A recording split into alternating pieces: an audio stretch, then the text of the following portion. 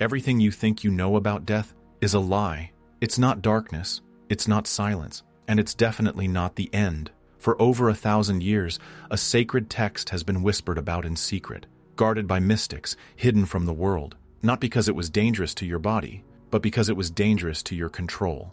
This ancient manuscript, known as the Tibetan Book of the Dead, doesn't describe death as an end. It describes it as a beginning, a test, one that starts the instant your final breath leaves your lips, one that most souls, blinded by fear, fail again and again. According to this text, the first 49 days after death are the most critical. They decide everything. Whether your consciousness ascends into liberation or spirals back into the endless wheel of rebirth. Most people fail, not because they're evil, not because they're weak, but because they don't know what's happening. They don't realize that the moment after death is not chaos. It's order, designed by the mind itself. Every sound, every voice, every light you see, they're not from heaven. They're not from hell. They are you, reflections of your own psyche, your fears, your desires, your deepest conditioning, laid bare. The clear light comes first, a brilliant, boundless radiance, blinding and pure. This is the moment of truth. If you recognize it, if you merge with it, you're free. No more karma, no more rebirth, just liberation. But almost no one does, because we've been conditioned to fear the light, to cling to identity, to grasp for comfort in the familiar. And the moment you resist, the illusions begin. You'll see loved ones, gods, religious symbols. You'll hear voices that sound comforting or terrifying, but none of it is real, not yet. The mind, desperate to regain control, begins crafting a dream, a world built from memories and beliefs. And this dream becomes your prison. You enter the bardo, the realm between lives. Time dissolves, identity flickers, thought becomes form, and here, the soul is tested. The peaceful guides appear first, radiant beings of light. They offer you a way out, a chance to transcend, but again, only if you recognize them as yourself. Hesitate, and they fade, replaced by twisted shadows, grotesque visions, monstrous forms. But these are not demons. They are your unresolved pain, your guilt, your shame, given shape. If you run, they grow stronger. If you fear them, they consume you. But if you see them for what they are, projections of your own mind, they vanish instantly. The illusion only holds power if you believe in it. This is the second test, the test of fear, and most souls fail again. Then comes the mirror, the reckoning, not a divine courtroom, no angels with scrolls, no cosmic judge, only you, facing you. Your life plays out again, not as memory, but as full immersion.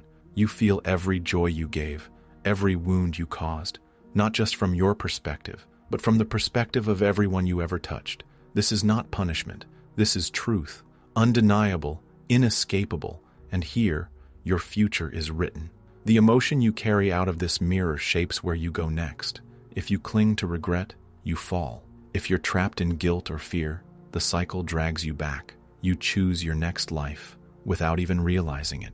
And then, in the final moments of the bardo, the last trap appears. Not horror, not monsters, but nostalgia. You see the face of your mother, the home you loved, the life you think you want to return to, and you follow, not knowing that these are the final illusions, constructed by karmic forces to pull you into the next womb. If you cling, even for a second, you're reborn. No memory, no awareness, just a fresh start, another round, another struggle, another sleepwalk through life.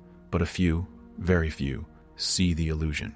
They let go. They stay still. And in that stillness, they dissolve the trap. The cycle ends. Awareness remains. This is liberation. This is why the teachings were hidden. Because if everyone knew death wasn't to be feared, if they understood that salvation lies not in obedience, but in awareness, the entire structure of control would collapse. Religion, government, society, as you know it, all of it depends on your ignorance of what happens after death. Because if you are not afraid to die, you are no longer easy to control. And now science is beginning to catch up. Near-death experiences describe the same clear light, the same life review, the same overwhelming peace or terror, depending on how you lived. Even quantum physics suggests consciousness is not confined to the brain, that it might exist beyond time and space. And yet, we're still not taught to prepare.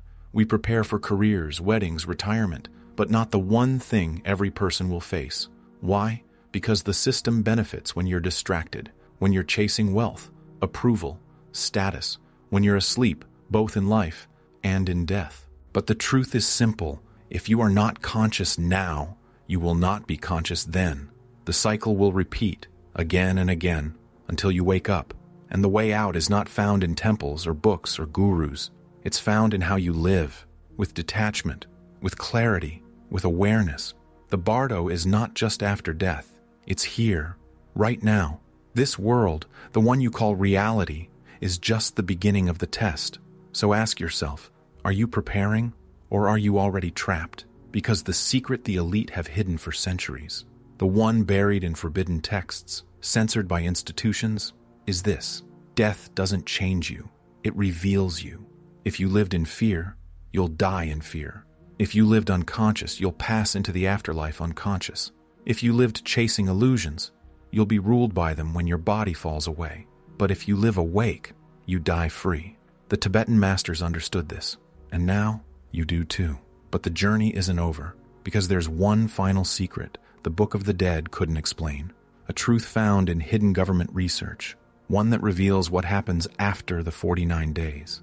If you're ready to go deeper, click the video on screen now, because awareness isn't just the key to freedom. It's the only thing that determines what happens next.